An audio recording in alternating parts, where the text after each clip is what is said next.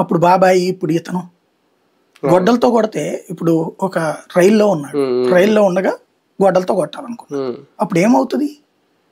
Blood రైల్లో పడుద్దా లేదా? మరి రైల్లో ఏడాన పడిందా బ్లడ్? పడకుండా మర్డర్ అని ఎట్ట అంటావు నువ్వు? తోసేశారు, అతనేం పిల్లోడు కాదు కదా తోసేయడానికి. వెనకెందుకు దెబ్బ తగులుతుంది? ఉండకూడదు కదా. అక్కడ గొడ్డల పోటు అని వీళ్ళు చెప్పిన దానికి అక్కడ ఆధారం ఏముంది? మరి గొడ్డల పోటు వేసి తోసేశారు అనుకున్నాం, మరి అప్పుడు ఇదంతా ఉండాలి కదా. ఇంకోటి రక్త మరకలు బ్లడ్ వెంటనే కింద చుక్క పడకుండా ఉంటుందా? చుక్కల అదంతా పడితే కడుక్కోవాలి అక్కడ, ఎందుకంటే మిగతా ప్రయాణికులు ఉంటారు, అందులోనే బట్టలు మార్చే అతను ఉంటాడు, దుప్పట్లు మార్చే అతను, టీసీ ఉంటాడు, ఆ అమ్మే వాళ్ళు ఉంటారు, ఇది తెచ్చేటటువంటి వాళ్ళు, ఎవరికి కనపడకుండా అడు ఉండిపోతాడు. అట్లాగా ఎలా సాధ్యం అవుతుంది? రెండోది ఎక్కేటప్పుడన్నా ఉండాలిగా, సీసీ కెమెరాలు రైల్వే స్టేషన్ ఉన్నాయిగా, దిగేటప్పుడు ఉంటాయి కదా, అవి చూడాలి కదా.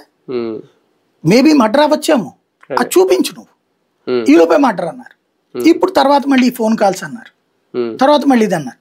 టీడీపీ వాళ్ళు వైసీపీని అట్లా అంటున్నారు కాబట్టి వైసీపీ వాళ్ళు టీడీపీని అన్నారు. ఇందులో అసలు కాన్సెప్ట్ పోయింది. ఇప్పుడు చర్చ జరగాల్సింది ఏంటి? ఇలాగా శిక్ష పడకుండా అతని ఆస్తులు రాయించుకోవడం కరెక్టా కాదా? ఇక్కడ అది తప్పు అంటున్నారు ఒకళ్ళు, తప్పు కాదనుకున్నారు ఒకళ్ళు. అది కోర్టు తీర్పు ఇచ్చేస్తే అయిపోతుంది కదా. కోర్టు కూడా దీంట్లో నాకు అర్థం కాదు, సిట్టు విచారించేది ఏంది అంటే మామూలుగా చాలా కొన్ని కేసులు పరిష్కారం కానివి లోక్ అదాలత్ ద్వారా పరిష్కరిస్తారు చాలా వరకు, అది కూడా లీగల్ ఆథరైజ్డే కాబట్టి అక్కడ పరిష్కారం అవుతాయి. అయితే ఈ విషయంలో ప్రభుత్వం దగ్గరుండి లోక్ అదాలత్ లో రాజీ చేయించిందనా ఈ ఇష్యూ? అదే అంటే టీటీడీ అంటే అప్పుడు చైర్మన్, అప్పుడు వైసీపీ ప్రభుత్వ హయాం అనే కదా ఇప్పుడు వీళ్ళకి లింక్ పెడుతున్నది. అందులో ఏమి జగన్ డైరెక్ట్ గా వచ్చి చేయమనండు, జగన్కి ఏమి వీళ్ళు ఇవ్వలేదు, కరెక్టే, దేవుడికి ఇచ్చారు ఆస్తులు కూడా. కాకపోతే ఆ వాళ్ళ హయాంలో జరిగింది కాబట్టి ఇప్పుడు ఆ